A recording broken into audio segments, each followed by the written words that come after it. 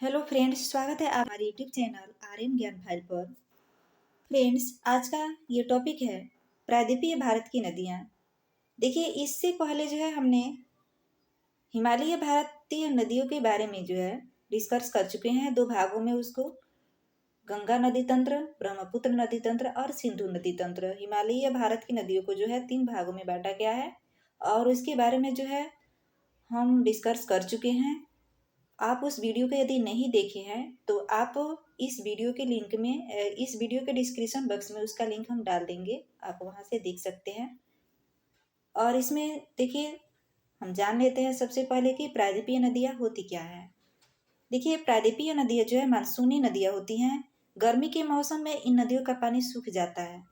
जब गर्मी का मौसम आता है तो प्रायद्वीपीय भारत की नदियाँ जो है सूख जाती है। देखिए, प्रायद्वीपीय भारत की नदियों को जो है 2 भागों में बांटा गया है। दक्षिण भारत की नदियों को 2 भागों में बांटा गया है और इन्हें प्रायद्वीपीय नदियाँ कहा क्यों जाता है, क्योंकि देखिए भारत इस प्रकार से ये जो है पूरब होता है, इधर पश्चिम होता है और इधर दक्षिण होता है। इधर भी जल है, बंगाल की खाड़ी, इधर है अरब सागर पश्चिम में और इधर है हिंद महासागर। नीचे जो है हिंद महासागर है दक्षिण में। तो देखिए, हमारा भारत जो है इधर से भी जल से घिरा हुआ है, इधर भी है जल और इधर भी है, और ऊपर की हिस्सा में जो है भूमि से जुड़ा हुआ है।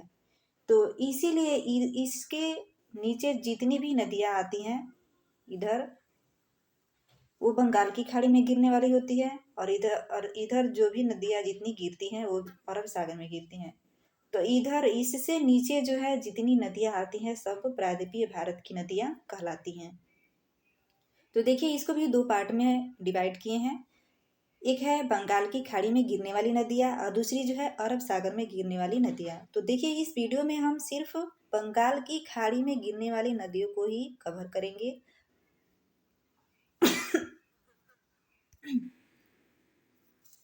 तो देखिए, इस वीडियो में हम सिर्फ बंगाल की खाड़ी में गिरने वाली नदियों को ही डिस्कस करेंगे और नेक्स्ट वीडियो में अरब सागर में गिरने वाली नदियों के बारे में हम बताएंगे।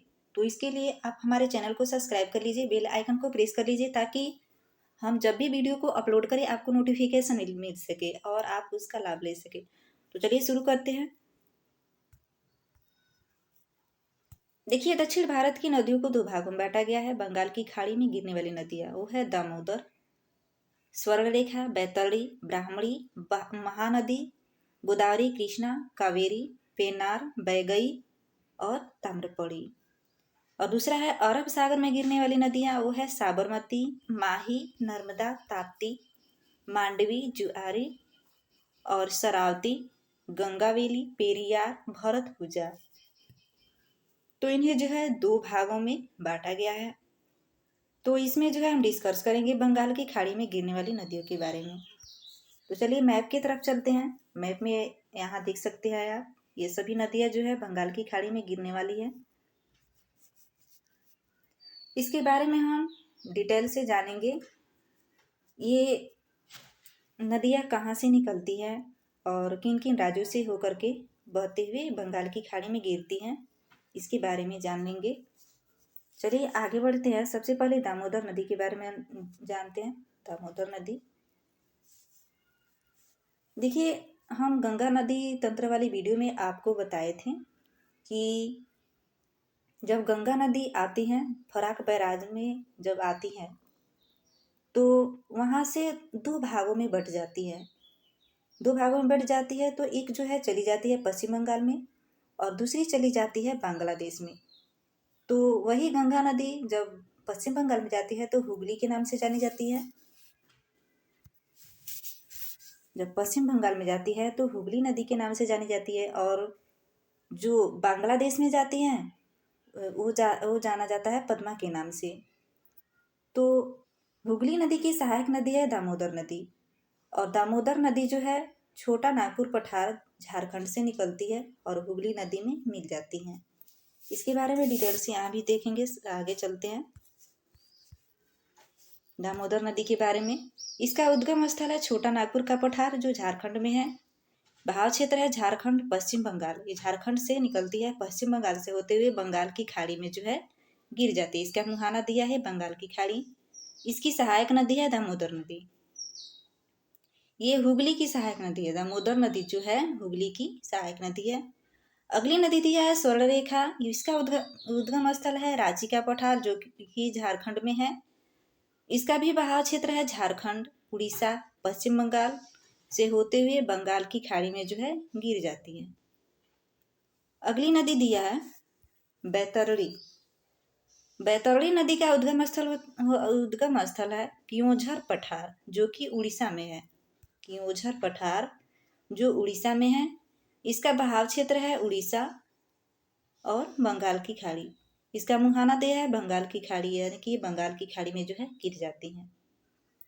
अगली नदी दिया है ब्राह्मणी नदी। देखिए ब्राह्मणी नदी जो है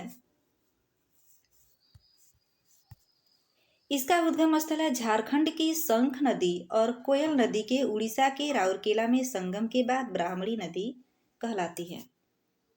देखिए ब्राह्मणी नदी दो नदियों के संगम से बनती है और वो दोनों नदियां निकलती कहाँ से हैं? झारखंड से। देखिए झारखंड की शंख नदी और कोयल नदी उड़ीसा के राउरकेला के संगम के बाद ब्राह्मणी नदी कहलाती है। देखिए झारखंड से दो नदी निकलती है, शंख नदी और कोयल नदी। ये दोनों नदी क्या करती है? आपस में मिल जाती हैं। शंख नदी और कोयल नदी जब मिलती हैं तो क्या बनाती है? राउरकेला। वो भी उड़ीसा में मिलती है, राउरकेला में। और मिलती हैं तो उसके बाद से एक नदी बन जाती है, वो कहलाती है ब्राह्मणी नदी। यहाँ पे दिया है ब्राह्मणी नदी कहलाती है। तो उसका बहाव क्षेत्र है उड़ीसा, बंगाल की खाड़ी और उसका मुहाना है बंगाल की खाड़ी, यानी कि उड़ीसा से होते हुए बंगाल की खाड़ी में जो है गिर जाती हैं। अगला नदी दिया है महानदी। देखिए ये महानदी जो है इसका उद्गम स्थल है सिहावा पहाड़ी, छत्तीसगढ़। छत्तीसगढ़ के सिहावा पहाड़ी से निकलती है और बहाव क्षेत्र है छत्तीसगढ़, उड़ीसा, बंगाल की खाड़ी। इसका मुहाना है बंगाल की खाड़ी। छत्तीसगढ़ उड़ीसा से होते हुए बंगाल की खाड़ी में जो है गिर जाती है। अब अगला नदी दिया है महानदी। नहीं, महानदी की जो है सहायक नदियां भी है। देखिए इसकी सहायक नदियां है तेल नदी तथा जोक नदी। महानदी उड़ीसा के कटक शहर में डेल्टा का निर्माण करती है। ये भी याद रखेंगे, इंपॉर्टेंट फैक्ट है। तेल नदी और जोक नदी इसकी सहायक नदियां है। किसकी है? महानदी की। महानदी की सहायक नदी है तेल नदी और जोक नदी है। और महानदी जो है उड़ीसा के कटक शहर में डेल्टा का निर्माण करती है। इसको भी याद रखेंगे, मोस्ट इंपोर्टेंट है। अब अगला जो नदी का नाम दिया है वो दिया है गोदावरी नदी। मोस्ट इंपोर्टेंट नदी है ये। इससे संबंधित जो है एग्जाम में क्वेश्चन अक्सर पूछा जाता है। और ये जो है गोदावरी नदी बहुत ही महत्वपूर्ण नदी है। प्रायद्वीपीय भारत की सबसे लंबी नदी कहलाती है यह। तो इसके बारे में जो है डिटेल से जानेंगे, इससे क्वेश्चन बनते हैं एग्जाम में। तो देखिए इसका उद्गम स्थल है त्रयंबकेश्वर, नासिक महाराष्ट्र। यानी कि महाराष्ट्र के नासिक से जो है, नासिक में त्रयंबकेश्वर है, वहां से जो है इसका उद्गम है। और इसका बहाव क्षेत्र है महाराष्ट्र, छत्तीसगढ़, तेलंगाना, आंध्र प्रदेश और बंगाल की खाड़ी। ये महाराष्ट्र, छत्तीसगढ़, तेलंगाना, आंध्र प्रदेश से होते हुए बंगाल की खाड़ी में जो है गिर जाती है। गोदावरी नदी दक्षिण भारत की सबसे लंबी, जिसकी लंबाई 1465 किलोमीटर है। यह भारत की दूसरी सबसे लंबी नदी है। देखिए गोदावरी नदी जो है दक्षिण भारत की सबसे लंबी नदी है। दक्षिण भारत की जो है, ये जैसे भाई हमारा भारत है, और दक्षिण भारत की जो है सबसे लंबी नदी जो है गोदावरी नदी ही है, जिसकी लंबाई 1465 किलोमीटर है। और पूरे भारत की पूछा जाए तो पूरे भारत की जो है सबसे लंबी नदी का नाम पूछे तो गोदावरी नदी है। और पूरे भारत की सबसे पहली लंबी नदी है तो वो गंगा नदी है। और दूसरी नदी है तो ये है गोदावरी नदी। और तीसरी नदी है तो कृष्णा नदी। ये भी याद रखेंगे। गोदावरी नदी के अन्य नाम है वृद्ध गंगा, बूढ़ी गंगा और दक्षिण गंगा। इसको वृद्ध गंगा भी कहते हैं और बूढ़ी गंगा भी कहते हैं और दक्षिण गंगा के नाम से भी जाना जाता है। गोदावरी नदी की सहायक नदियां हैं इंद्रावती, प्राणहिता, पूर्णा, वर्धा, पेनगंगा, सबरी, बेनगंगा, मंजीरा। ये सभी नदियां जो है गोदावरी नदी की सहायक नदियां हैं और आप इसको जो है यहाँ डायग्राम में देख सकते हैं। डायग्राम के माध्यम से आप इसको समझ सकते हैं। देखिए, ये गोदावरी नदी त्र्यंबकेश्वर से निकलती है। ऐसे त्र्यंबकेश्वर से निकलती है यानी कि पश्चिम से पूर्व की ओर बहती हुई जाती है, बंगाल की खाड़ी में गिर जाती है। इसकी ये दाहिना साइड है। दाएं से जो सिर्फ मंजीरा नदी ही इसे मिलती है। मंजीरा नदी सिर्फ दाएं से मिलती है, बाकी सभी नदियां जो है बाएं से मिलती है। पूर्णा नदी और इंद्रावती नदी, सबरी नदी, ये जो है सभी नदियां जो है बाएं से मिलती हैं। पेनगंगा, वर्धा, बेनगंगा, इन तीनों नदियों के संगम से जो है प्राणहिता नदी का निर्माण होता है। पेनगंगा, वर्धा मिलती है एक जगह और फिर कुछ दूर आगे चलकर जो है बेनगंगा आकर के इस नदी में पुनः मिल जाती हैं और मिल जाती हैं तो वहां से एक नदी का निर्माण होता है जिसका नाम है प्राणहिता। ये जो है बाएं से आकर के इसमें गोदावरी नदी में जो है मिल जाती हैं। गोदावरी नदी की सहायक नदियों के बारे में जान लीजिए कि कौन कौन सी उसकी सहायक नदियां हैं। सिर्फ मंजीरा ही एकमात्र ऐसी नदी है जो गोदावरी नदी में दाईं ओर से आकर के मिलती है, बाकी सभी बाईं ओर से आकर के मिलती है। इसको भी याद रखेंगे, सिर्फ दाईं ओर से मिलने वाली मंजीरा ही है, बाकी सभी नदियां बाईं ओर से मिलती हैं। तो चलिए आगे बढ़ते हैं। आगे पढ़ेंगे हम कृष्णा नदी के बारे में।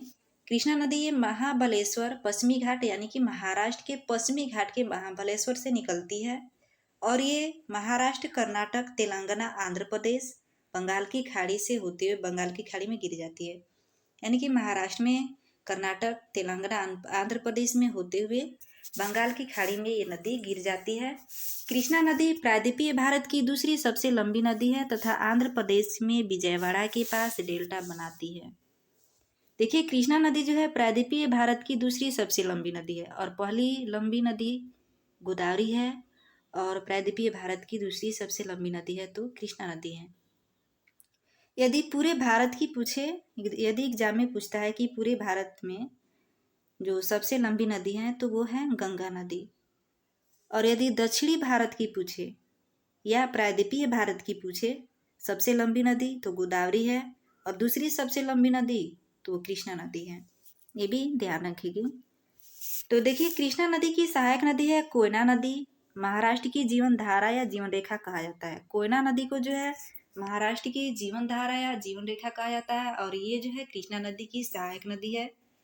और कृष्णा नदी की सहायक नदी मूसी नदी जो है हैदराबाद, मूसी नदी के तट पर हैदराबाद शहर स्थित है। कृष्णा नदी की कुछ सहायक नदियां हैं तुंगभद्रा, भीमा, घाटप्रभा, मालप्रभा, मूसी और कोयना। तो देखिए इसको जो है डिटेल से देख लेते हैं डायग्राम के साथ। कृष्णा नदी की सहायक नदियां हैं भीमा और मूसी। सिर्फ यही दो नदियां हैं जो बाएं तरफ से आती है यानी कि लेफ्ट साइड से आती है और बाकी ये कोयना, घाटप्रभा, मालप्रभा, तुंग और भद्रा। देखिए, तुंग और भद्रा ये दो नदियां जो है आपस में मिलकर के तुंगभद्रा बनाती है यानी कि तुंगभद्रा नदी भी ये नदी आकर के मिलती हैं राइट साइड से यानी कि दाहिने तरफ से। और कृष्णा नदी जो है महाबलेश्वर से निकलती है जो कि महाराष्ट्र के पश्चिमी घाट में महाबलेश्वर है, वहां से ये नदी निकलती है। आगे बढ़ते हैं। मूसी तथा भीमा तथा मूसी सहायक नदियां कृष्णा नदी में बाईं ओर से आकर के मिलती है, बाकी सभी दाईं ओर से आकर के मिलती हैं। अगला नदी दिया है पेनार नदी। उद्गम है कर्नाटक के कोलार, कर्नाटक के कोलार से निकलती है और ये इसका बहाव क्षेत्र है कर्नाटक, आंध्र प्रदेश, बंगाल की खाड़ी में जाकर के ये गिर जाती है। अगली नदी दिया है कावेरी नदी। देखिए, कावेरी नदी इसका उद्गम स्थल है कर्नाटक के ब्रह्मगिरी पहाड़ी, बहाव क्षेत्र है कर्नाटक, तमिलनाडु और ये बंगाल की खाड़ी में गिर जाती है। कर्नाटक से होते हुए तमिलनाडु में जाती हैं और फिर ये बंगाल की खाड़ी में गिर जाती है। कावेरी नदी दक्षिण भारत की एकमात्र सदाबहार नदी है जिसमें साल भर पानी रहता है और इसे दक्षिण भारत की गंगा भी कहते हैं। देखिए, कावेरी नदी ये मोस्ट इम्पोर्टेंट है। देखिए, इसे क्वेश्चन बनते हैं कि दक्षिण भारत की या प्रायद्वीपीय भारत की गंगा किसको कहते हैं, यानी कि दक्षिण भारत की गंगा किस नदी को कहते हैं, तो कावेरी नदी को कहा जाता है, याद रखेंगे। और ये सदाबहार नदी भी कहलाती है, इसको भी याद रखेंगे। अगला है वैगई नदी, इसका उद्गम स्थल है पाक की खाड़ी, मुहाना है बंगाल की खाड़ी। पाक की खाड़ी जो तमिलनाडु में है, पाक की खाड़ी से निकलती है और बंगाल की खाड़ी में गिर जाती है। अब हमारा ये लास्ट नदी के बारे में बताएंगे हम। ये लास्ट नदी है ताम्रपड़ी नदी। उद्गम स्थल है मन्नार की खाड़ी जो तमिलनाडु में है, और मुहाना है बंगाल की खाड़ी, यानी कि बंगाल की खाड़ी में गिर जाती है। देखिए पाक की खाड़ी क्या होता है, यानी कि खाड़ी क्या होता है या प्रायद्वीप क्या होता है। देखिए खाड़ी वह स्थल होता है, वह स्थान होता है। देखिए खाड़ी जो होता है वो 3 ओर से भूमि से जुड़ा होता है, और अंदर एक ओर से अंदर तक गहराई तक जो है जल होता है, और 3 ओर से वह भूमि होता है, तो वह खाड़ी कहलाता है। और प्रायद्वीप कहलाता है, इसका सीधा उल्टा होता है। प्रायद्वीप जो होता है वह 3 ओर से जल होता है, इधर से भी होगा जल, इधर से भी होगा, और इधर से, और एक तरफ से जो है भूमि होता है, तो उसको कहा जाता है प्रायद्वीप। ठीक है, इसको भी याद रखेंगे। तो हमारा ये वीडियो यहीं पे समाप्त होता है। उम्मीद है कि आपको पसंद आई होगी, और अगले वीडियो में हम आपको अरब सागर में गिरने वाली नदियों के बारे में बताएंगे। तो उसके लिए आप हमारे चैनल को सब्सक्राइब कर लीजिए, बेल आइकन को प्रेस कर लीजिए, ताकि आपको मेरी हर वीडियो का नोटिफिकेशन मिलता रहे। धन्यवाद।